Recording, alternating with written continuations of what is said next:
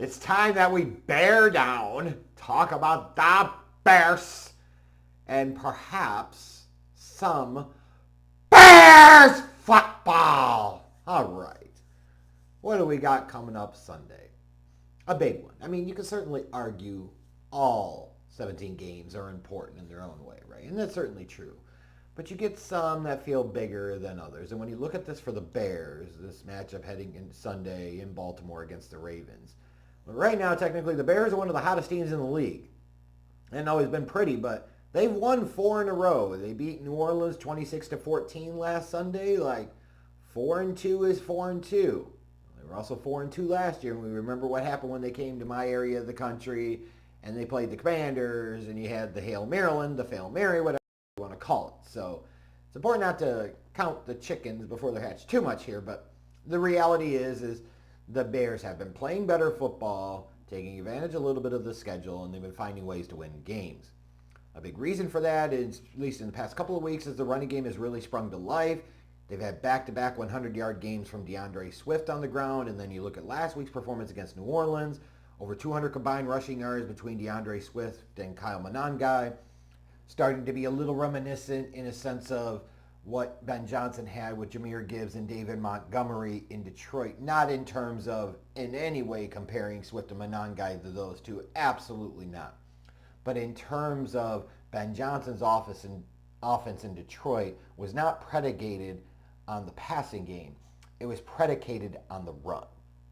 And that's something I think you would look at Jared Goff with the big numbers, Amon-Ra, St. Brown's big numbers, and you say, well, they're a passing team. But they were really a running team.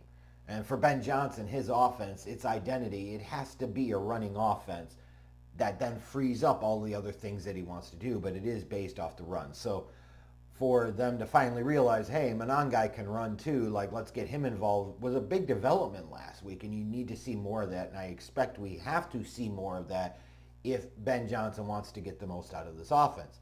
Meanwhile, you look at the defensive side of the ball, I don't think it's been perfect, but a big driving factor of this team's success the past several weeks has been they forced 15 turnovers in the last 4 games. 15. That's a plus 13 turnover margin. Now just think about that for a second. They forced 15 turnovers and only had 2 themselves as a team. You are going to win a lot of games in the NFL with that type of turnover margin. You protect the ball and you turn the ball over, you are going to win. And we could talk about everything else, the running game, we could talk about this, we could talk about that. The bottom line is the number one reason the Bears have won 4 straight games is because they've been forcing a shit ton of turnovers and not turning the ball over themselves. That's it. That's what it comes down to. It helps the running game, certainly, but it's about the turnover margin. I would say for the offense, like it's far from perfect by any stretch of the imagination. One thing I really haven't liked that much so far is this offense seems to have a problem with getting the right people involved in the passing game. Like when you look at the past 4 games, Rome Odunze is averaging under 3 catches and 50 yards per game. Not exactly the type of performance and production you want to see out of a guy that you took in the top 10 that you're expecting to be a big-time number 1 wide receiver in the NFL. Like, that's not good. And whatever scheme or system or whatever thing you're doing that leads to that type of outcome is also not good and deserves to be criticized. Sometimes you could overthink things, you get too cute. Instead of just saying, hey, this guy does good things when ball in hand. Let's manufacture ways to get ball in hand for him more often. That's what it comes down to. And then you look at Colston Loveland. They took him 10th overall. He has got 8 receptions on the season. Luther Burden is averaging just around maybe 2 receptions a game. Like these are both guys that you drafted high and you could say, well, maybe from day one they were going to come in and be like instant impact players. But the reality is they bring something different, a speed element to that offense that is sorely lacking. And to not find ways to manufacture more consistent targets and touches for them is a problem. So as much as I do like certain things about Ben Johnson, one thing I'm seeing so far in the first 6 games that I really don't like, and he does deserve criticism for, is he's not getting the ball enough in the hands of his best players.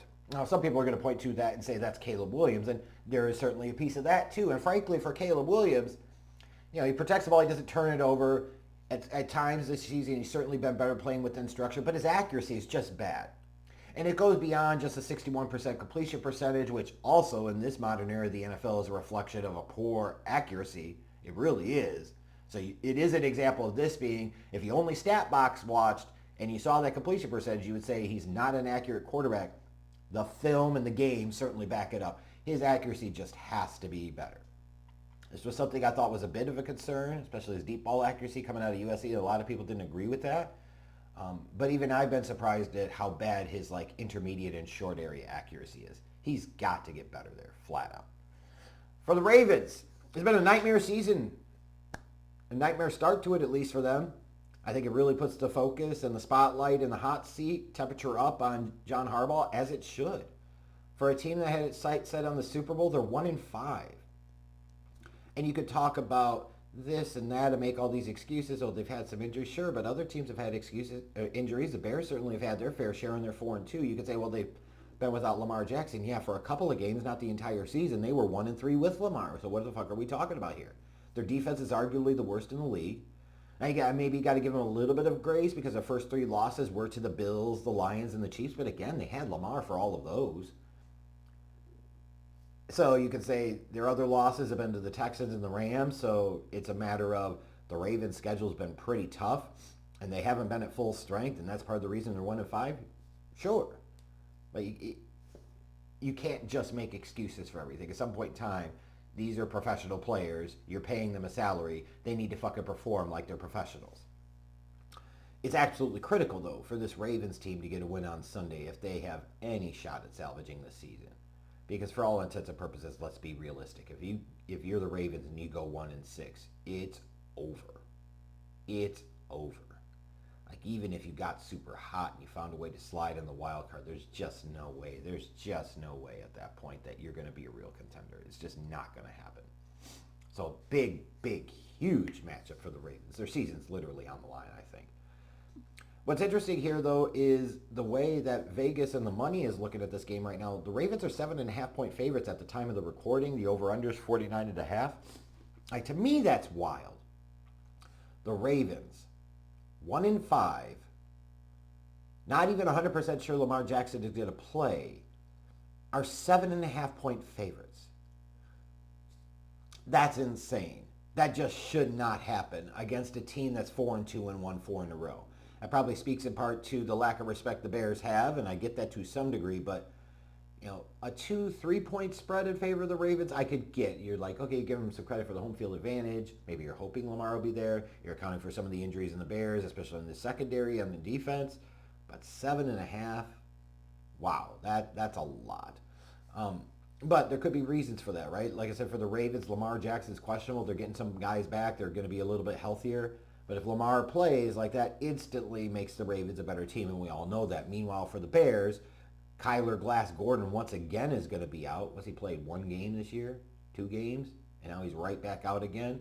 Tyreek Stevenson's also out, which for a defense secondary that already is without Jalen Johnson, now your top 3 corners, you're without them.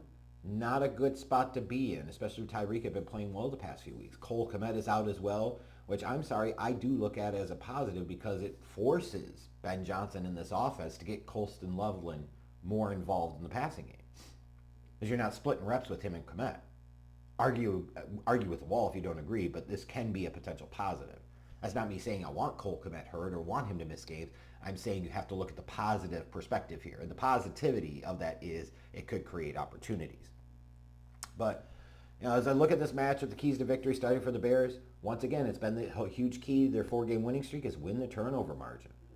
They've also got to put more emphasis on targets for Rome Odunze and Luther Burden and Colston Loveland. These are the guys that could be game breakers, that could be difference makers. You have to find a way to be able to get the ball in their fucking hands. As we've also seen the past couple of weeks, that running game has been vital to their success. They need to find a way to be able to run the ball against a bad Ravens defense. And defensively for the Bears, their pass rush has to get home. Especially with all the injuries in the secondary, you cannot allow Lamar or Cooper Rush or whoever's going to be sitting back there on Sunday just stand in the pocket unmolested. You have to be able to get pressure. You have to be able to get after him. You have to be able to get home. For the Ravens, Lamar Jackson's got to play. If they have any shot, Lamar Jackson's got to play. And then they really need a vintage game from Derrick Henry. Like we could talk about the first 3 games of the season. Derrick Henry had a fumble in each of those, and some of those fumbles were very critical to the team losing. They need a big time performance from Derrick Henry against a run defense for Chicago that can be got for sure. And then when you look at them offensively, the Ravens have to pick a poison. Do you want to get beat by the Bears on the ground or through the air? And at this point in time, I'd roll the dice and take my chances with forcing Caleb Williams to beat me. You got to stuff the run. You got to stop Swift. Got to stop my non-guy. As I look at this one, like I said, the whole line here, like Ravens -7.5, still to me is just wild, because that feels like an awful lot. But as I also look at this one, I say the Bears' recent success in terms of turning over the ball and the ratio and frequency with which they've done that is frankly not sustainable. They have benefited as much from other teams' mistakes as they have actually forcing mistakes, if you will. And I think Sunday you get a little bit of more of a leveling out. Like you have to eventually regress back to the mean, and I think that's going to make a difference here. And if the Ravens don't turn the ball over, it's going to expose the defense, and in particular their deficiencies in the secondary with their top 3 corners all out now.